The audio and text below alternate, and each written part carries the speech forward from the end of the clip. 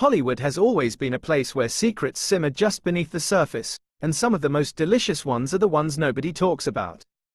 For over 3 decades, whispers about what really happened between Michelle Pfeiffer and John Malkovich on the set of Dangerous Liaisons have floated around Tinseltown like a rumor too good to kill. But now, after all this time, one of them has finally cracked, and what was said is raising more eyebrows than ever.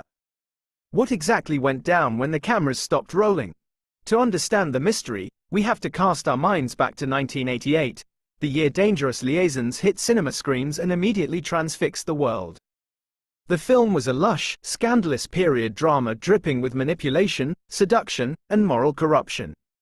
Director Stephen Frears brought the 18th-century French novel to life with a cast that was nothing short of extraordinary. On screen, the chemistry between Michelle Pfeiffer and John Malkovich was electric, a crackling, dangerous energy that felt impossible to manufacture.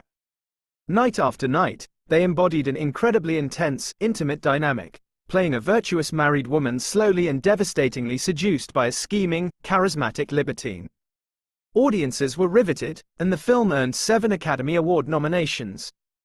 But away from the perfectly lit drawing rooms, something else was apparently taking shape entirely. When 2 actors spend months inhabiting that kind of passion, the line between performance and reality begins to blur. Did the vulnerability demanded by the script bleed into the real world? Before we dive into what allegedly happened between these 2 Hollywood stars, we have to look at who they were at the time, because both had absolutely everything to lose. In 1988, Michelle Pfeiffer was at the very peak of her powers, incredibly beautiful and widely sought after following hits like Scarface and The Witches of Eastwick. She was also married to television producer Peter Horton, forming what seemed to be one of Hollywood's most stable, drama-free partnerships. John Malkovich, meanwhile, was an intense, unpredictable intellectual who had just received an Oscar nomination for Places in the Heart. He was married to actress Glenn Headley, a woman with whom he shared a deep personal and professional history rooted in the Chicago theater scene. Both actors were fully committed, both had built genuine lives, and both supposedly threw caution spectacularly to the wind during those months of filming in the English countryside. If neither of them was talking, how did the rumors get so incredibly loud? The short answer is that Hollywood always talks. Crew members, publicists, and journalists on set noticed that Pfeiffer and Malkovich had grown extraordinarily close, and the irony of an on-set romance mirroring a film about illicit desire was simply too juicy for the rumor mill to ignore. Neither star confirmed the gossip, but neither denied it either. They simply chose silence, which in Tinseltown is basically confirmation by another name. And then, the marriages ended. Peter Horton and Michelle Pfeiffer quietly divorced in 1988, the exact same year the film came out, while Glenn Headley and John Malkovich split around the exact same time. 2 marriages connected to the same film set dissolved within the same narrow window, and the tabloids eagerly connected the dots. For decades, the story lived in a strange twilight space between verified fact and persistent speculation, a piece of mythology neither subject would address. But here is where things get genuinely interesting, because after more than 30 years of near-total silence, John Malkovich finally started talking. In a rare interview, Malkovich addressed the affair directly, and his carefully calibrated words were quite extraordinary. He acknowledged that his personal life is not something he ever really talks about, which was an admission in itself. But then he went further, describing Pfeiffer as someone he valued greatly as a colleague, a woman he found great fun and incredibly fair. And then came the line that carried the most weight of all, when he suggested that when a working relationship between 2 actors becomes more than collegial, you end up losing a great colleague. Read that carefully, because he is not denying that something happened.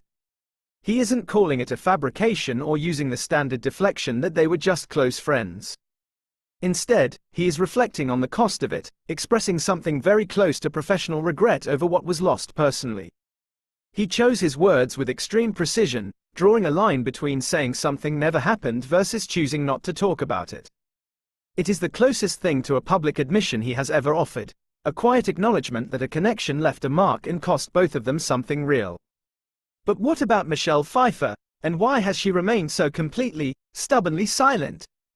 The truth is, Pfeiffer has maintained absolute public silence on the matter for over 30 years, never confirming, denying, or uttering a single word about what happened in 1988. This silence has its own eloquence, coming from a woman widely regarded as one of the most private and professionally rigorous actresses of her generation. Her absence from the narrative is its own kind of presence, a shape defined entirely by what she chooses not to say. While the world slowly fills in the picture around her, her refusal to feed the gossip machine stands as a remarkable act of control. Ultimately, both stars moved forward and successfully rebuilt their lives after the storm. Michelle Pfeiffer married producer David E. Kelley in 1993, creating one of Hollywood's most enduring, private partnerships and raising 2 children while continuing an iconic career that led all the way to the Marvel Cinematic Universe. John Malkovich entered a long-term relationship with Nicoletta Peyron, built a life in Europe far from the Hollywood machinery, and remained one of the most singular, unpredictable actors in the business. Yet, decades later, the story refuses to stay buried because it taps into the peculiar, dangerous intimacy of acting, where inhabiting another person's emotional life can completely dissolve real-world barriers. 32 years later, one silence held firm, one very slightly cracked, and we are left reading between the lines of a story that may never be fully told. Let me know what you think in the comments below. Does Malkovich's statement change how you see this story? If you are hungry for more Hollywood secrets that time couldn't keep quiet, make sure to subscribe and hit that notification bell, because we have plenty more stories just like this one coming up.